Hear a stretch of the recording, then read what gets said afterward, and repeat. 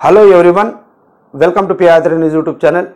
ఈ వీడియోలో మనం ఉత్తరప్రదేశ్ లోక్సభ ఎన్నికల్లో ఏ పార్టీకి ఎక్కువగా ఎంపీ స్థానాలు వచ్చేటటువంటి అవకాశం ఉందో ఈ వీడియోలో మనం క్లియర్ కట్గా తెలుసుకుందాం.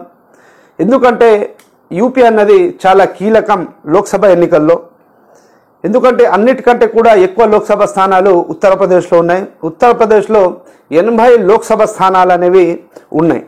అయితే 80 లోక్సభ స్థానాల్లో ఎక్కువగా ఏ పార్టీ అయితే గెలుస్తుందో ఆ పార్టీనే కేంద్రంలో అధికారంలో వచ్చేటటువంటి అవకాశాలు అనేవి ఎక్కువగా ఉన్నట్లు మనకు ట్రెండ్ అయితే చెప్తుంది. అయితే ఇప్పుడు మనం గతంలో జరిగినటువంటి లోక్సభ ఎన్నికల యొక్క రిజల్ట్లని మనం ఒకసారి చూద్దాం.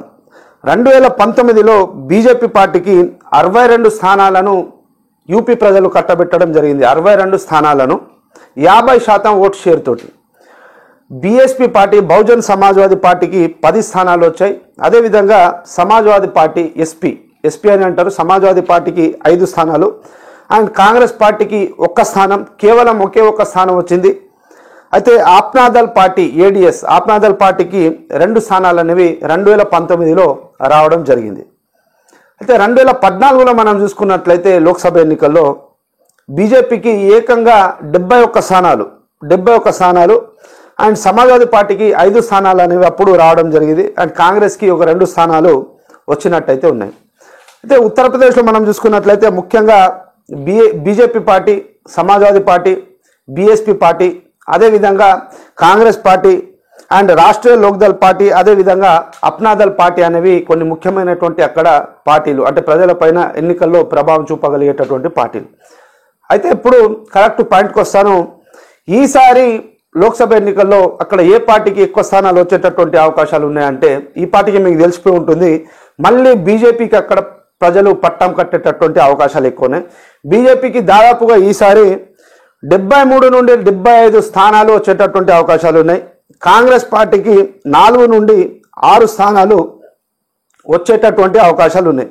అంటే ప్రస్తుతానికి కాంగ్రెస్ పార్టీ కానీ అదేవిధంగా సమాజ్వాదీ పార్టీ కానీ ఇవన్నీ కూడా ఒక కూటమిగా అయితే ఏర్పడి అయితే ఉన్నాయి. దాదాపుగా 4 నుండి 6 అనేది వీళ్ళందరూ కూడా వచ్చేటటువంటి అవకాశం ఉంది. అండ్ బీఎస్పీ పార్టీకి 2 స్థానాలు వచ్చేటటువంటి అవకాశాలు అయితే ఉన్నాయి.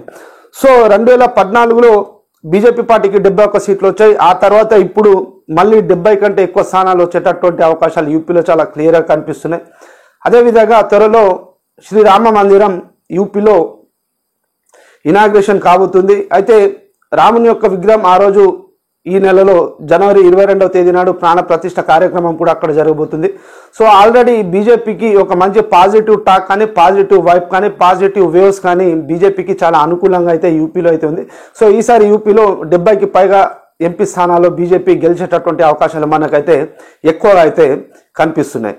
మరి ఏమవుతుందో చూడాలంటే మాత్రం లోక్సభ ఎన్నికల వరకు మనం ఆగాల్సిందే. కాకపోతే ప్రీవియస్ ట్రెండ్ 2019లో జరిగినటువంటి ఎన్నికలు కానీ 2014లో జరిగినటువంటి ఎన్నికల్లో వీటిని మనం ఒకసారి చూసినట్లయితే బీజేపీకి మళ్ళీ అక్కడ ఎక్కువగా సీట్లు వచ్చేటటువంటి అవకాశాలు అయితే చాలా క్లియర్ కట్గా అయితే కనిపిస్తున్నాయి. సో ఇది ఇప్పటి యొక్క వీడియో. మీరు ఇంకా మన ఛానల్ని సబ్స్క్రైబ్ చేసుకున్నట్లయితే ఛానల్ని సబ్స్క్రైబ్ చేయండి. అదేవిధంగా వీడియోని లైక్ చేసి షేర్ చేయండి. Thank you for watching this video.